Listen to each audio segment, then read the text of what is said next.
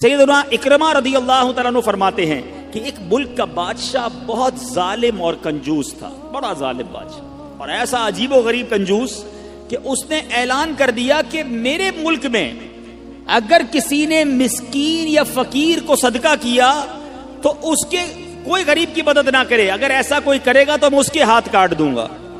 یعنی خود غریب کی مدد بھی نہیں کرنی اور پورے ملک میں بھی کوئی غریب کی مدد نہ کرے۔ بڑا عجیب و غریب اعلان تھا۔ اچھا جناب، اب ایک خاتون تھی، لوگ تو خوف سے ڈر گئے تھے، کوئی صدقہ نہیں دے رہا تھا، کوئی خیرات نہیں دے رہا تھا۔ ایک دن فقیر مجبور ہو کر ایک عورت کے پاس آیا اور کہا مجھے اللہ کے راہ میں کچھ دو، میں بہت بھوکا ہوں، کھانے کے لیے کچھ نہیں۔ وہ عورت نے بھی بادشاہ کا اعلان سنا ہوا تھا، وہ بھی ڈری ہوئی تھی، اس نے بھی صدقہ دینے سے اس نے سوچا کہ صدقہ دوں گی تو میرے بھی ہاتھ کٹ جائیں گے، لیکن فقیر نے کہا مجھے اللہ عز و جل کی رضا کی خاطر کچھ تو کھانے کو دے دو۔ وہ التجا کرتا رہا، آخر اس عورت کے دل میں رحم آ گیا، اس عورت نے اس فقیر کو صدقہ دے دیا، کھانے کو دے دیا۔ اب 2 روٹیاں دی اسے کھانے کو، فقیر روٹیاں لے کر دعائیں دیتا ہوا چلا گیا۔ بادشاہ کو پتا چل گیا کہ ملک میں ایک ایسی عورت ہے جس نے کسی فقیر کو صدقہ دیا۔ اس نے اپنے بندے بھیجے اور اس خدا ترس رحم دل عورت کے دونوں ہاتھ کاٹ دیے گئے، اس کے دونوں ہاتھ کٹ گئے۔ اب میٹھے اسلامی بھائیوں، کچھ عرصے کے بعد بادشاہ نے اپنی والدہ سے کہا کہ مجھے اپنی مملکت کی سب سے حسین لڑکی سے شادی کرنی ہے۔ اس کی ماں نے جب معلومات کروائی تو پتہ چلا پورے ملک میں ایک لڑکی سب سے زیادہ حسین ہے، مگر اس میں ایک خامی یہ ہے کہ اس کے دونوں ہاتھ نہیں ہیں۔ اس نے بادشاہ سے کہا، بادشاہ نے لڑکی کو دیکھا، اسے پسند آئی، اس سے شادی کر لی اور وہ عورت اب ملکہ بن گئی۔ جس نے 2 روٹیاں صدقہ کی، ہاتھ کٹ گئے، اب وہ بادشاہ کی زوجہ بن گئی۔ بڑی زندگی آرام سے گزرنے لگی، مگر ایک اور امتحان اس کی زندگی میں باقی تھا۔ پھر کیا ہوا کہ کیونکہ اور بھی اس کی بیویاں تھیں بادشاہ کی، نئی نویلی دلہن کے ساتھ بادشاہ بہت وقت گزارتا، بڑی نوازشات کرتا، دوسری جو بیویاں تھیں وہ حسد کرتی تھیں۔ ایک مرتبہ بادشاہ طویل عرصے کے لیے ملک سے باہر گیا تو بادشاہ کی بیویوں کو اچھا موقع ملا، انہوں نے بادشاہ کو خط میں لکھا کہ تمہارے پیچھے تمہاری جو بیوی ہے، نئی دلہن جو ہے، وہ برے کام کرتی ہے، اس کا کردار اچھا نہیں۔ بادشاہ نے بغیر کسی تحقیق کے حکم دے دیا کہ میری بیوی کو اٹھایا جائے اور جنگل میں پھینک دیا جائے، محل سے نکال کر جنگل میں پھینک دو۔ اب وہ عورت جنگل میں پہنچ گئی، بیابان جنگل تھا، اس کا ایک بیٹا بھی ہو گیا تھا بادشاہ سے۔ اب اتنی دیر میں میرے میٹھے اسلامی بھائیوں، وہ عورت اس جنگل میں نہر میں پانی پینے کے لیے جھکی تو اس کے ہاتھ سے وہ بچہ بھی پانی میں گر گیا، زور زور سے رونے لگی، بچہ بھی پانی میں ہے، دونوں ہاتھ بھی نہیں ہیں، پکارے تو کسے پکارے؟ اچانک 2 خوبصورت نوجوان آئے، انہوں نے کہا آپ کیوں رو رہی ہیں؟ کہا میرا بچہ پانی میں چلا گیا ہے۔ اس نے فوراً اس نوجوان نے آگے جا کر اس بچے کو پانی سے نکالا، کہا اور آپ کو کچھ چاہیے تو بتائیے، کوئی اور آپ کی خواہش ہو تو بتائیے، کچھ اور آپ دعا کرنا چاہیں۔ تو اس عورت نے کہا کہ میرے ہاتھ مجھے واپس مل جائیں۔ ان نوجوانوں نے دعا کی، اللہ تعالیٰ نے دونوں ہاتھ بھی اسے واپس کر دیے۔ اب ان نوجوانوں نے اس عورت کو کہا کہ آپ جانتی ہیں ہم کون ہیں، ہم دونوں کون ہیں؟ تو عورت نے کہا میں تو نہیں جانتی، البتہ یہ معلوم ہے آپ کی برکت سے میرا بچہ بھی مل گیا، میرے ہاتھ بھی واپس آ گئے۔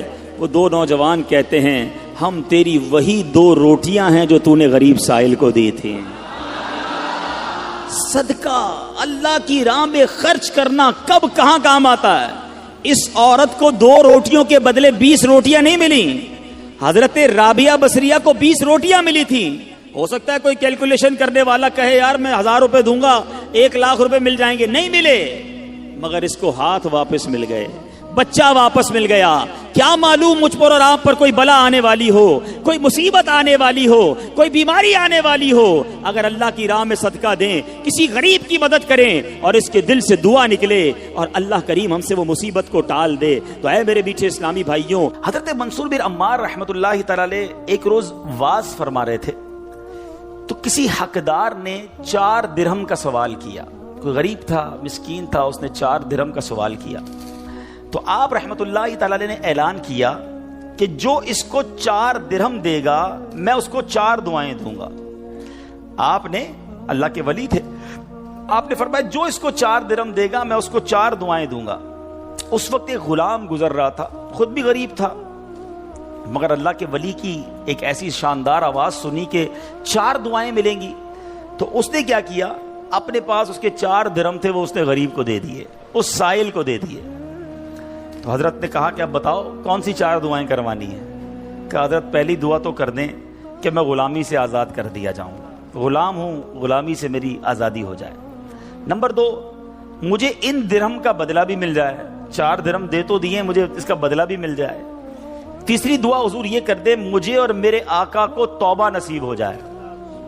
چوتھی دعا یہ کر دیں کہ میری، میرے آقا کی، آپ کی اور تمام حاضرین کی بخشش ہو جائے.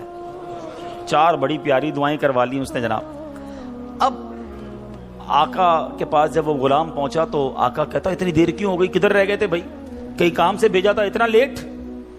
کہتا ہے حضور ایسا ایسا ماجرا ہوا، راستے میں حضرت منصور اللہ کے ولی وہ کہہ رہے تھے جو 4 درہم دے دے میں 4 دعائیں کروں گا، میں نے تو 4 درہم دی اور 4 دعائیں کروا کے آیا ہوں. کہا اچھا بتاؤ دعائیں کون سی تھی، پہلی دعا بتاؤ. کہا حضور میں نے پہلی دعا تو کی کہ اللہ مجھے غلامی سے آزاد کر دے. آقا کہتا ہے جا تو غلامی سے آزاد ہے. پہلی دعا فوراً قبول ہو گئی نا، پہلے آقا کو دعا سنائی، آقا کہتا ہے جا تو غلامی سے آزاد. کہا بتا دوسری دعا کون سی کروا کے آیا؟ کہا حضور دوسری دعا میں نے یہ کی کہ جو 4 درہم میں نے دیے ہیں مجھے اس کا بدلہ مل جائے. غریب آدمی تھا ظاہر ہے. تو آقا نے کہا کہ میں نے تجھے 4 درہم کے بدلے 4000 درہم دیے. ارے بھائی واہ بھائی. تیسری دعا بتا کون سی کروا کے آیا؟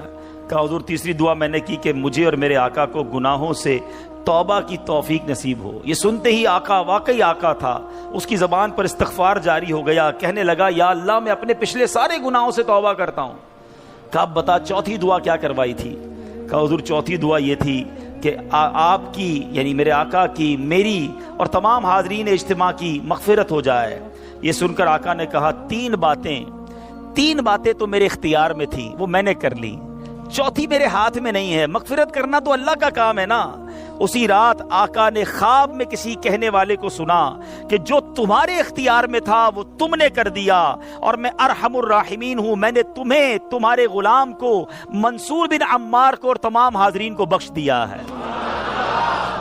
کیا بات ہے، کیا بات ہے، سبحان اللہ. ہیں یہ میرے میٹھے اسلامی بھائیوں، یہ واقعہ جو ہے یہ کتنی زبردست موٹیویشن ہے کہ ہمیں نہیں پتا ہوتا کسی غریب کی مدد کر کے، کسی محتاج کی مدد کر کے، کسی پریشان حال بندے کی مدد کر کے ہم کبھی کبھی ایسی دعا لے لیتے ہیں کہ ہمیں اندازہ بھی نہیں ہوتا، اور وہ ایسی دعا دے دیتا ہے کہ بگڑی بن جاتی ہے، مشکلیں ٹل جاتی ہیں. یہ دعائیں لینے والے بنیے، اللہ کی راہ میں خرچ کریں گے. آج واقعی میں صحیح بتا رہا ہوں، تو یہ بعض اوقات ایک کیفیت ہوتی ہے انسان کی کہ جب انسان کسی کی مدد کرتا ہے یا کوئی ایسا کام کرتا ہے جس سے کسی کے دل سے دعا نکلتی ہے. اور یہ تو اللہ کے ولی تھے نا، انہوں نے ہاتھ اٹھا کر یہ 4 دعائیں کی. تو سیکھنے کو یہ ملا کہ بعض اوقات اللہ کی راہ میں خرچ کر کے ہم وہ حاصل کر سکتے ہیں جو برسوں میں حاصل نہیں کر سکتے. وہ نعمتیں، وہ برکتیں حاصل ہو جاتی ہیں، وہ پریشانیاں دور ہو جاتی ہیں. کیونکہ روایتوں کا مضمون ہے کہ صدقہ بیماریوں کو ٹالتا ہے، صدقہ برائی کے 70 دروازے کو بند کرتا ہے، صدقہ بلا کو نیچے نہیں اترنے دیتا. ایک بڑی بات یاد رکھیے گا، ہمیں نہیں پتا ہوتا، ہم صبح اٹھتے ہیں مثال کے طور پہ اور کوئی بلا آنے والی ہوتی ہے. حدیثوں کا مضمون ہے جب انسان صدقہ دیتا ہے نا تو بلا اوپر سے اترتی ہے، صدقہ جا کے اسے روک لیتا ہے، انٹرسپٹ کرتا ہے، اور یہ لڑائی جاری رہتی ہے. صدقہ بندے پر بلا اترنے نہیں دیتا. اب بعض اوقات کیا ہوتا ہے، کئی لوگ ہوں گے جو بیانات بھی سنتے ہیں، کتابوں میں بھی پڑھتے ہیں کہ اللہ کی راہ میں 1 خرچ کرو 10 ملتا ہے. اب وہ ہو سکتا ہے مسجد میں ڈبے میں 100 روپے ڈالیں اور شام دکان پہ انتظار کر رہے ہوں کہ ابھی تک 1000 روپے بنے نہیں ہیں. مولانا صاحب نے تو کہا تھا 1 کا 10 ہو جائے گا. کسی فقیر کو 10 روپے دیے، انتظار کر رہے ہیں، 100 روپے کہاں ہے بھائی، ملٹی پلائی بائی 10 ہو کے ملنا چاہیے تھا. تو ہم صرف مالی فائدہ سوچ رہے ہیں. میں آپ سے پوچھنا چاہتا ہوں، آپ نے اللہ کی راہ میں خرچ کیا 1000 روپے، 10,000 روپے یا 1 لاکھ روپے، اور اب آپ منتظر ہیں کہ ملٹی پلائی ہو جائے، لیکن کیا معلوم آپ کے گھر میں آگ لگنے والی تھی، کیا معلوم آپ کا روڈ پر ایکسیڈنٹ ہونے والا تھا، کیا معلوم آپ کا بچہ جو باہر کھیل رہا تھا اس پر کوئی خطرناک بلا آنے والی تھی. مگر آپ نے جو صدقہ دیا اس سے وہ بلا ٹال دی گئی. مجھے بتاؤ وہ 1000 کا 10,000 ہونا اچھا تھا یا ہم پر اتنی بڑی بلا کا ٹلنا اچھا تھا؟ تو ہمیشہ اللہ کی راہ میں صدقہ دیجئے. آپ یقین کریں آپ خوشحال ہو جائیں گے، آپ کی مشکلیں آسان ہوں گی، مگر دوبارہ وہی بات کروں گا کہ نیت اچھی ہو، صدقہ دیتے وقت، خرچ کرتے وقت، کسی کی مدد کرتے وقت احسان نہ جتانا۔ یاد نہیں تجھے تیرے بچے کی شادی میں نے کرائی تھی؟ بھول تو نہیں گیا قرضہ میں نے دیا تھا؟ ہاں تو ریڈی لگاتا تھا، میں نے تجھے جناب دکان کا کرایہ دیا تھا۔ یہ احسان جتا کر تو صدقہ ضائع ہو جائے گا۔ یا ایھا الذین آمنوا لا تبطلوا صدقاتکم بالمن والاذی، اے ایمان والو اپنے صدقے ضائع نہ کرو احسان جتا کر، تکلیف پہنچا کر۔ تو کچھ لوگ صدقہ دیتے بھی ہیں، مدد کرتے بھی ہیں، پھر ساری زندگی جتا رہے ہوتے ہیں، تو یہ بربادی ہے، یہ نہ کریں۔ بس اللہ کے لیے، اللہ کی رضا کے لیے آپ خرچ کریں اور پھر دیکھیں اس کی برکتیں کیسے ملتی ہیں۔ قرآن میں اللہ تبارک و تعالی اپنی راہ میں خرچ کرنے والوں کو کیسا مجدہ سناتا ہے، کیسی خوشخبری ہے، کیسا فرمان ہے۔ اللہ فرماتا ہے ان المصدقین والمصدقات واقرضوا اللہ قرضا حسنا یضاعف لهم ولهم اجر کریم، بے شک صدقہ دینے والے مرد اور صدقہ دینے والی عورتیں اور وہ جنہوں نے اللہ کو اچھا قرض دیا، ان کے دونے ہیں اور ان کے لیے عزت کا ثواب ہے۔ اب کمال یہ ہے، یہ ایک جگہ نہیں، قرآن میں کئی جگہ اللہ تبارک و تعالیٰ نے قرض کا لفظ استعمال کیا ہے۔ کوئی اللہ کو جو اچھا قرض دے؟ مجھے ایک بات بتائیے، میں آپ میں سے کسی کو کوئی 10,000 روپے رکھوائے اور تھوڑے دنوں بعد کہے کہ ذرا وہ 10,000 میں سے 5,000 روپے دے دو، تو اس 5,000 دینے والے نے کوئی کمال کیا؟ اس کا تو کوئی کمال نہیں نا، پیسے میرے تھے اور میں نے کہا کہ میرے 10,000 میں سے 5,000 مجھے دے دو، کیا کمال کیا؟ میرے پیسے تھے واپس دے دیے۔ مگر اللہ کی شان دیکھو، اللہ کی کرم نوازی دیکھو، شان کریمی دیکھو، ہم سب کو دانا دانا اس نے دیا ہے۔ ہم تو پیدا ہوئے تھے، کپڑے بھی جسم پر نہیں تھے، کھانے کو اس نے دیا، پہننے کو اس نے دیا، گھر اس نے دیا، مال اس نے دیا، سب اس نے دیا، مگر جب اس کی راہ میں خرچ کرنے کی باری آتی ہے تو کہتا ہے، فرماتا ہے قرآن میں، ہے کوئی جو اللہ کو اچھا قرض دے؟ اللہ کا مال ہے، ہم نے کیا کمال کرنا تھا؟ ہم خرچ کرتے، وہ کچھ بھی نہ دیتا اس کے بدلے، پھر بھی اسی کا مال تھا، مگر مہربانی دیکھو، مال بھی وہ دیتا ہے، توفیق بھی وہ دیتا ہے، خرچ کریں تو ثواب بھی وہی دیتا ہے، عطا بھی وہی کرتا ہے۔ اور علماء نے بڑی زبردست اس پہ ڈیبیٹ کی ہے، مفسرین نے بحث کی ہے کہ جناب ان آیتوں میں قرض کا لفظ کیوں لایا گیا؟ اللہ اکبر ہے۔ فرمایا جب آپ اور میں، دنیا میں بندہ کسی کو قرضہ دیتا ہے نا تو امید ہوتی ہے یہ قرضہ واپس ملے گا، اگر امید نہ ہو تو پھر یہ قرض نہیں ہے، پھر تو تحفہ ہو جائے گا نا۔ آپ کسی کو تحفہ دے دیں تو آپ کو پتہ یہ واپس نہیں آئے گا، لیکن قرضہ دیتے وقت آپ طے کرتے ہیں کتنے دنوں میں دو گے، کب دو گے، کیسے لوٹاؤ گے، تھوڑی بندہ معلومات بھی کرتا ہے، یار قرضہ دے رہا ہوں واپس ملے گا نہیں ملے گا۔ تو قرض کے جب بھی لفظ لون آئے گا، قرض آئے گا، اس کا مطلب یہ کہ یہ واپس ملنا ہے۔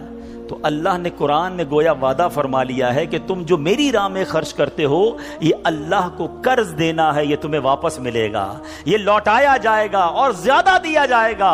تو ہمیں اللہ کی راہ میں خرچ کرتے وقت یہ ذہن رکھنا چاہیے۔ سبحان اللہ۔ اب بانٹنے سے کیا گھٹتا ہے؟ بڑی خوبصورت حدیث پاک ہے، ذرا سمجھیے گا۔ ایک بار حضرت عائشہ صدیقہ رضی اللہ تعالی عنہا سے مروی ہے کہ اہل بیت نے، نبی پاک کے گھر والوں نے ایک بکری ذبح کی اور پیارے آقا علیہ الصلوۃ والسلام تشریف لائے، بکری ذبح کی اور انہوں نے کچھ تقسیم بھی کر دی۔ حدیث کا مضمون ہے، نبی پاک آئے اور ارشاد فرمایا کہ اے عائشہ کیا بچا ہے؟ بکری کو کاٹا تھا، تقسیم کی، کیا بچا ہے؟ عرض کی گئی کہ حضور کاندھے کے سوا کچھ نہیں بچا ہے، کاندھے کا گوشت بچا لیا گیا ہوگا، باقی بانٹ دیا۔ نبی پاک نے ایک جملے میں ساری بات سمجھا دی، اگر آپ سمجھ جائیں۔ آقا نے فرمایا عائشہ کاندھے کے سوا سب بچ گیا ہے۔ بات آ رہی ہے سمجھ میں؟ کہا کیا گیا؟ حضور کاندھا بچ گیا ہے، کاندھے کے سوا کچھ نہیں بچا۔ اور نبی پاک نے فرمایا کاندھے کے سوا سب بچ گیا ہے، یعنی جو بٹ گیا ہے وہ بچ گیا ہے۔ یہ ذہن بنا لو کہ آج میں نے اور آپ نے جو اللہ کی راہ میں خرچ کیا وہی بچا ہے، ورنہ باقی تو ہم کھا کے ختم کر دیں گے نا۔ اگر ہم مر جائیں گے تو یہ پیسے تو بچوں کے وراثت میں چلے جائیں گے۔ میرے لیے کیا بچا ہے؟ میرے لیے وہی بچا ہے جو میں نے آگے بھیج دیا ہے، جو بانٹ دیا ہے، جو خرچ کر دیا ہے۔ عقل اگر آ جائے ہمیں، اللہ کرے کہ ہمیں اس بات کی سمجھ آ جائے کہ آج اگر خوشحالی ہے، آج اگر مال جیب میں ہے، بینکوں میں پڑا ہے، گھر خالی پڑے ہیں، یہ خالی پڑے رہ جائیں گے اور میں دنیا سے چلا جاؤں گا۔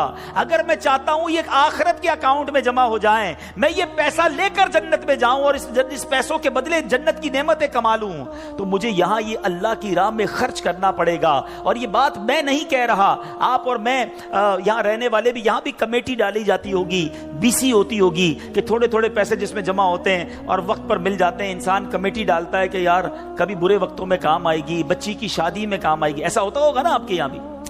اب میں آپ کو حدیث قدسی سناتا ہوں۔ حدیث قدسی ہے جس کا مضمون ہے، اے ابن آدم اپنا مال میرے پاس جمع کرا دے۔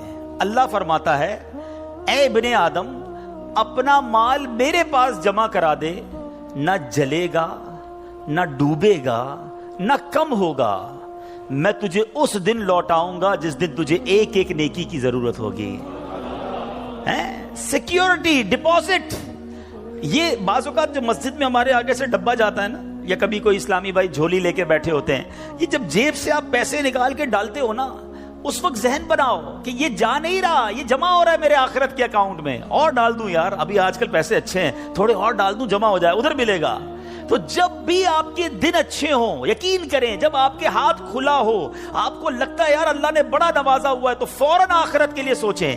جیسے ہی زیادہ پیسے آتے بندہ سوچتا ہے نا یار آج کل اچھے پیسے ہو گئے، کوئی اچھی جگہ پر گھر لے لیتے ہیں، چلو بچوں کو لے کے کہیں سیر کرانے جاتے ہیں۔ آپ اپنے پیسے کو دنیا میں انجوائمنٹ کے لیے جب یوز کر رہے ہیں، تو اسی پیسے کو آخرت کی انجوائمنٹ کے لیے، آخرت کی لگزریز کے لیے، آخرت کی نعمتوں کے لیے استعمال کرنے کا ذہن بنائیں اور دیتے چلے جائیں۔ میں یہاں ایک مشورہ بھی دینا چاہوں گا، بالخصوص میرے بزرگوں کو، اللہ نے جن کو نوازا ہے، بلکہ میں کہتا ہوں تھوڑے پیسے بھی ہیں نا، یہ میرا مشورہ یاد رکھ لو۔ اور یہ امیر اہل سنت نے ایک بار مدنی مذاکرے میں بھی فرمایا تھا۔ ہم نے الحمدللہ تحدیث نعمت کے لیے عرض کرتا ہوں، الحمدللہ میری والدہ مرحومہ نے، میرے والد صاحب نے، میں نے خود بھی، ہمارے گھر والوں نے، ہم نے اس طریقے پر عمل کیا اور اس کی برکتیں پائی ہیں۔ تو اچھی نیت سے میں آپ کو بتاتا ہوں کہ ہم دیکھیں دنیا میں ہیں، ٹھیک ہے، ہم نے بہت سارے ایسے جنازے پڑھے ہیں، ایسے سویم میں بھی گئے ہیں، 40ویں میں بھی گئے ہیں، اور جا کے ہم نے مرحوم کے بچوں کو کہا ہے کہ دیکھیں آپ کے ابو جان چلے گئے دنیا سے، کروڑوں روپے چھوڑ کر گئے ہیں،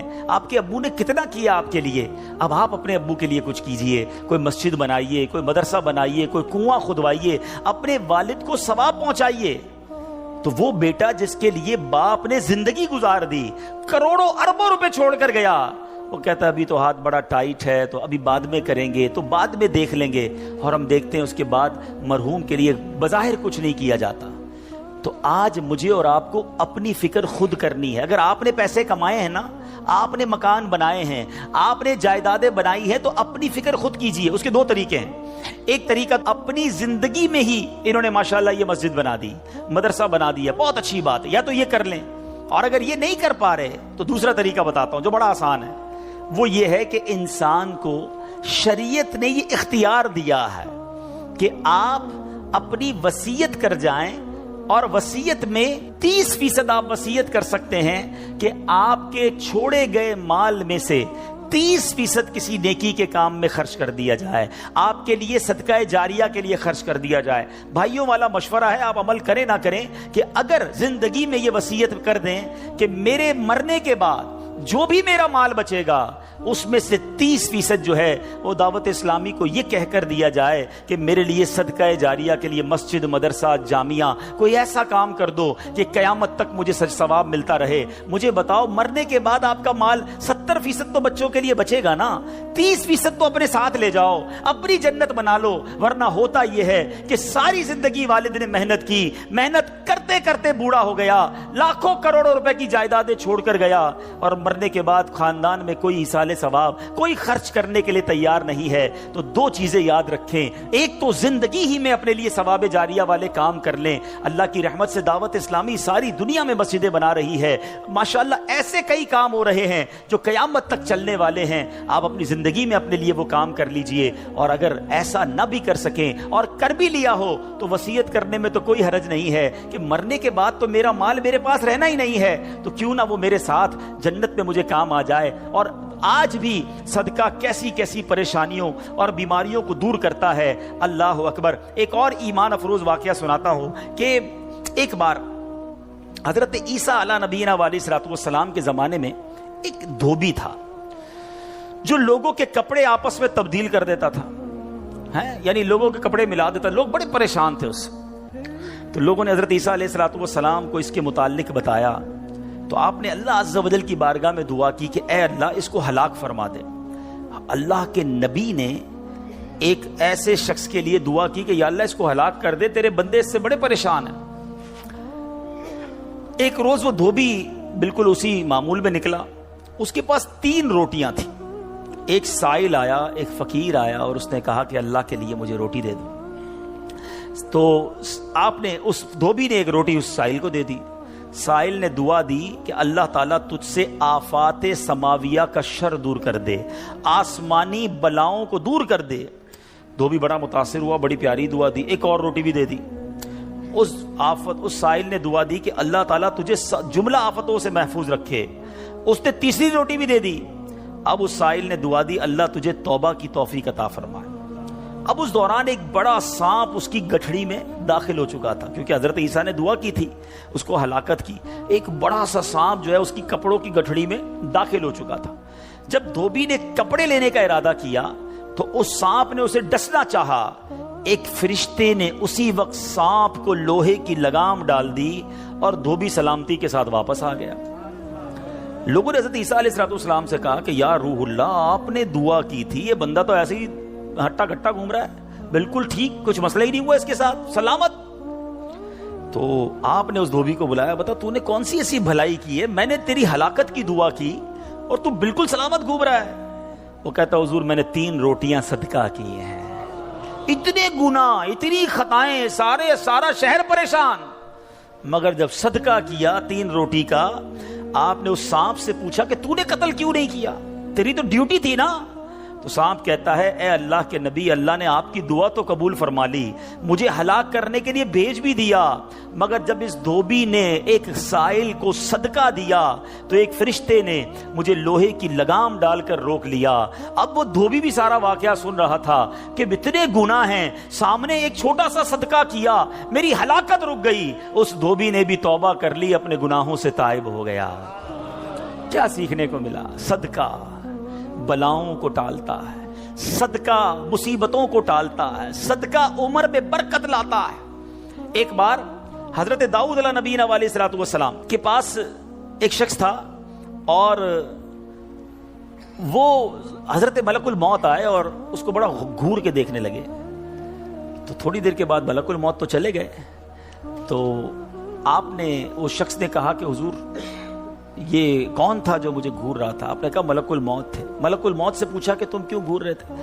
کہا کہ یہ بندے کی اب 3 دن زندگی رہ گئی ہے, اب 3 دن کے بعد یہ دنیا سے چلا جائے گا. تھوڑے دن ہوئے تو وہ بندہ گھوم رہا ہے, پھر رہا ہے آپ کے سامنے. ملک الموت آیا, آپ نے کہا تم نے تو کہا تھا 3 دن میں اس کی روح قبض کرنی, یہ تو بالکل ٹھیک ہے, کوئی مسئلہ ہی نہیں. کہا حضور 3 دن ہی باقی تھے, میں نے روح قبض کرنے پہنچنا تھا. جس دن پہنچنا تھا اس دن یہ بندہ گھر سے باہر نکلا. ایک غریب نے صدا لگائی, ایک فقیر نے پکارا, اس نے 20 درہم اس کو دیے. اس فقیر نے اس کو دعا دی, اللہ نے وہ دعا ایسی قبول کی کہ ہر درہم کے بدلے اس کی عمر میں 1 سال کا اضافہ فرما دیا. 20 سال عمر بڑھ گئی ہے اس کی. اب ذرا سوچئے میٹھے اسلامی بھائیوں, ایسے کئی واقعات ہیں, کئی باتیں بتا دی جاتی ہیں, کئی باتیں پتہ نہیں ہوتی. ہو سکتا ہے ہماری بھی آخری وقت آنے والا ہو, اللہ نے کسی کی دعا سے بڑھا دیا ہو, ہمارا بھی کوئی برا وقت آنے والا ہو, کوئی اللہ نے نیکی کروا دی, ہم بچ گئے ہوں. تو کرتے رہا کرو نیکی, جچاؤ نہ, دکھاؤ نہ, بتاؤ نہ, کرتے رہا کرو. اللہ کریم ہے, وہ نیکوکاروں کا اجر ضائع نہیں کرتا, وہ ضرور عطا فرماتا ہے. اور کیسے عطا فرماتا ہے؟ ایسے ایسے واقعات ہیں کہ سنے تو ایمان تازہ ہو جاتا ہے. مثال کے طور پہ حضرت سیدنا حبیب عجمی رحمۃ اللہ تعالی علیہ کے دروازے پر ایک سائل نے دستک دی. تو آپ کی زوجہ محترمہ جو ہے وہ آٹا گوند کے رکھا تھا اور پڑوس سے آگ لینے گئی تھی. پہلے زمانے میں لکڑی وغیرہ آگ کے لیے لینی ہوتی تھی. آٹا گوندا ہوا تیار تھا, آپ نے وہی آٹا اٹھایا اور اس سائل کو دے دیا. آپ کی زوجہ آئیں کہ آٹا کدھر گیا؟ کہ غریب آیا تھا, اس کو ضرورت تھی, میں نے گوندا ہوا آٹا دے دیا. بولے بہت اچھا کیا, مگر ہم نے بھی تو کھانا ہے نا, ہمارے لیے تو کچھ نہیں چھوڑا, آپ نے سارا ہی دے دیا. اب تھوڑی دیر ہوئی تو کیا ہوتا ہے کہ دروازے پر دستک ہوتی ہے، ایک بندہ ایک بہت بڑا تھال لے کر پکی ہوئی روٹیاں بھی لاتا ہے اور سالن بھی لاتا ہے.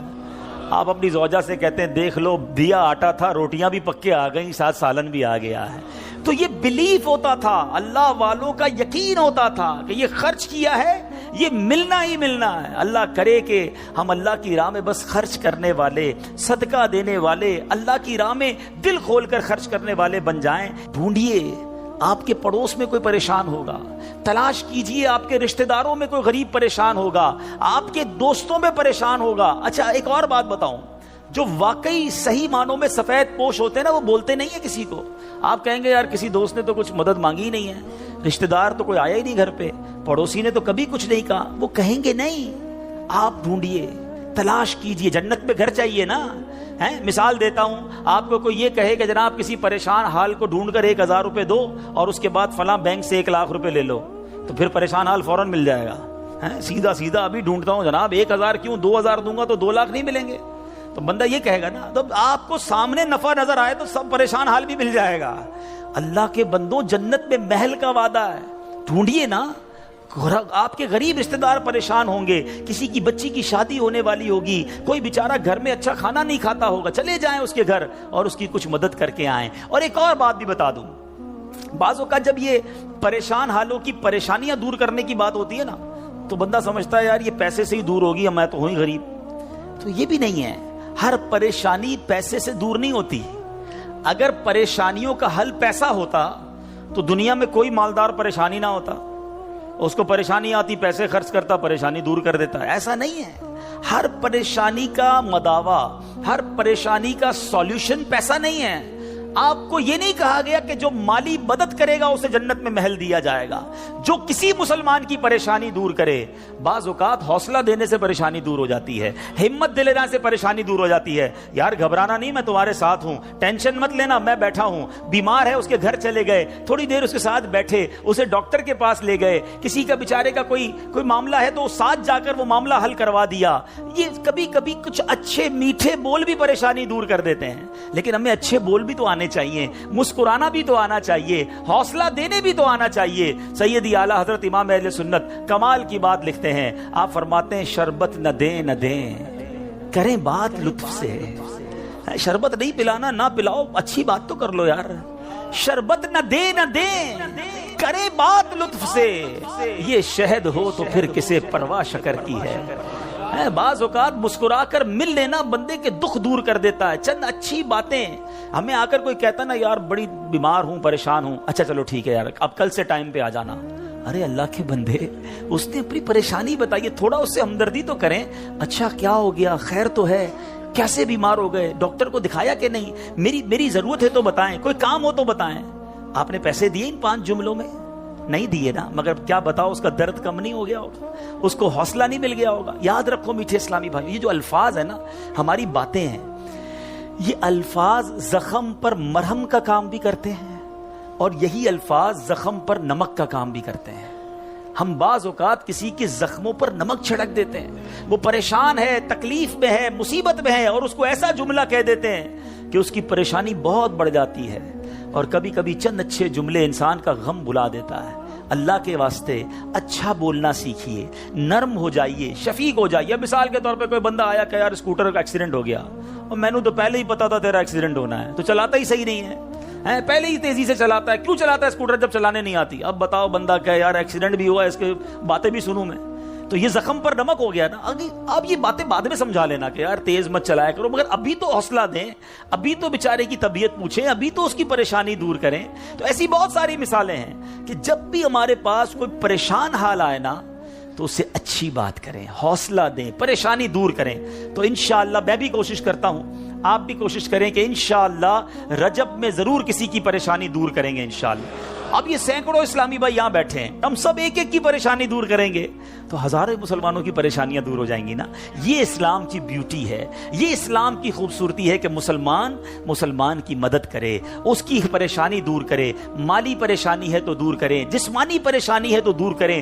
بعض اوقات فقط مورل پریشان ہوتا ہے، اکیلا ہوتا ہے، تنہا ہوتا ہے، مایوس ہو گیا ہوتا ہے، آپ اٹھا دیں اسے، ہمت دے دیں، وہ اگلا کھڑا ہو جاتا ہے. تو ہمیں یہ کام کرتے رہنا چاہیے. تو بہرحال آج کے اس مختصر سے بیان میں جو میں نے چند باتیں قرآن و حدیث کی روشنی میں، بزرگان دین کے واقعات کی روشنی میں آپ کو بتائیں کہ اللہ کی راہ میں خرچ کیجئے، دل کھول کر خرچ کیجئے.